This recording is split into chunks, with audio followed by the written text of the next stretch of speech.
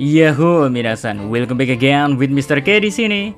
Oke, biar gak terlalu nambah durasi dan dikira basa-basi, so enjoy mawon kontennya Poilang Time chapter 987 kali ini yang Mimin dapatkan dari Reddit. Thanks to Reddit. And here we go again, let's go! Judul chapter 987 kali ini adalah pelayan yang sangat setia. Judulnya mengarah pada Kinemon nih. Oh iya, halaman awal manga kali ini memunculkan color sprite baru, di mana Jinbe akhirnya ditampilkan bareng dengan SHP secara official. Kelihatan jelas di color sprite ini ya, semua anggota SHP Pirate sedang menaiki asu herder, ada yang besar dan ada yang kecil asunya. Ya, kayaknya bagus nih color sprite-nya, karena Jinbe udah ada sih. Oke, ke menu utama ya. Chapter kali ini dibuka dengan Kaido yang teringat kembali dengan flashback ketika dia terluka oleh serangan Oden. Kaido mengingat betul momen Oden yang berkata padanya kalau semangat Oden akan tetap hidup dan Kaido harusnya tak meremehkan Samurai Kozuki.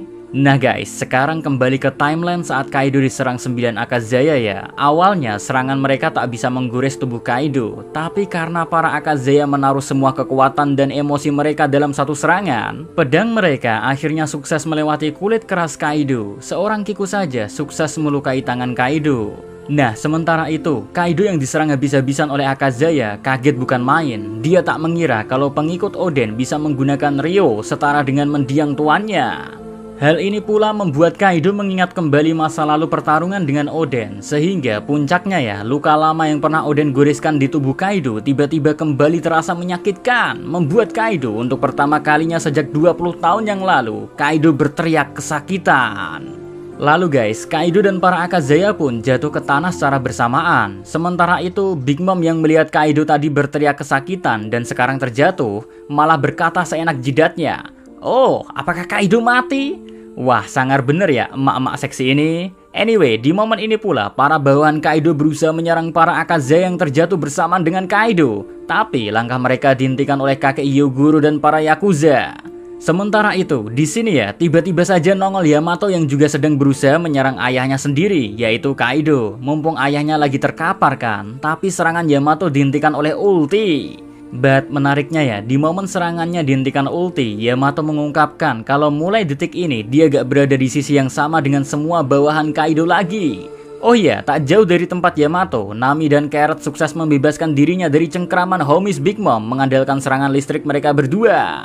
And now, balik lagi ke Kaido yang terluka di beberapa bagian tubuhnya. Sampai mulut Yonko Monster ini mengeluarkan darah loh guys. Tapi luka ini bagi Kaido tidaklah terlalu serius. Malah luka-luka ini makin membuat emosi Yonko Monster ini dengan mengaitkan seluruh kejadian yang terjadi. Mulai dari Panghazard sampai Dressrosa. Ternyata merupakan ulah samurai juga yang bergabung dengan bajak laut topi jerami. Kaido juga menambahkan beraliansinya mereka para samurai dengan bajak laut hanya akan menimbulkan pengkhianatan karena memang seperti itulah sifat alami bajak laut. Jadi kalau para samurai di sini kalah, Luffy akan mengabaikan mereka. Tapi di sini Kinemon tanpa keraguan sedikit pun membalas ucapan Kaido.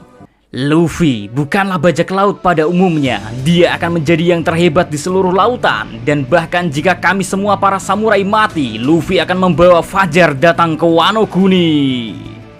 Sebelum Mr. K lanjutkan spoilernya ya, arti Fajar datang ke Wano Kuni ini hanyalah kiasan ya. Arti aslinya, Luffy akan membebaskan negeri Wano. Back to Spoilang, kita pindah posisi ke Big Mom yang kini sudah berada di depan Luffy. Emak-emak seksi ini pun menanyakan pada Luffy tujuannya datang ke Wano apakah untuk mengalahkan Kaido? Luffy pun menjawab, "Tidak, aku ada di sini untuk mengalahkan Kaido, Big Mom, Orochi dan semua bawahannya." Muke gile guys, merinding cuy, ini mah bakal perang besar frontal. Sementara itu di sisi lain, di waktu yang sama, semua aliansi pembebasan Wano Kuni sudah memulai penyerangan ke kastil Kaido. Mereka bertemu dengan Zoro dan Kid yang sedang bertarung dengan bawahan Kaido. Kita juga bisa melihat Lau bertarung dengan bawahan Kaido di momen ini. Dan menariknya lagi ya, tak jauh dari sini kita melihat Marco dan Perospero datang ke kastil secara bersamaan. Yang ternyata keduanya akan bekerja sama dalam satu tim untuk sementara. Next, kembali ke bagian utamanya, yaitu Kaido. Di sini, Kaido menerima tantangan Akazaya. Yonko Monster ini akan menunjukkan kekuatan makhluk terkuat itu seperti apa. Nah, Kaido pun langsung berubah wujud ke mode naga Shenlong. Dia pun langsung terbang melewati atap-atap. But ternyata para Akazaya ikut Kaido dengan cara memegang tubuh naga Kaido. Luffy ya di sini berteriak pada Akazaya kalau dia akan menyusul segera. Kembali ke naga Shenlong ya. Kaido pun terbang menuju ke puncak tengkorak Onigashima berada. Kaido akan menghabisi para Akazaya di sana. Dia juga bilang hal ini mengingatkannya pada kejadian 20 tahun yang lalu. Tapi bedanya, kini Oden tak bersama mereka. Jadi Kaido merasa pede nantinya bisa menghabisi Akazaya dengan mudah. Tapi kayaknya guys, kepedean Kaido bakal sirna. Di puncak tengkorak Onigashima, semua suku Ming yang ikut ke Wano telah berkumpul di sana, kecuali Carrot ya. Langit pun kini sangat cerah tak tertutup awan. Dan Nekomamushi di sini langsung berkata menjawab kepedean Kaido. Ada satu hal lagi yang berbeda hari ini, yaitu full moon. Spoiler pun end.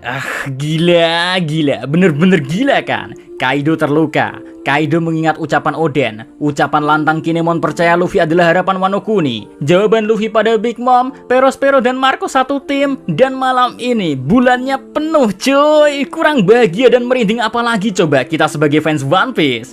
Oh iya, dan paling bikin senang dan merinding sekaligus haru, minggu depan, pray, libur.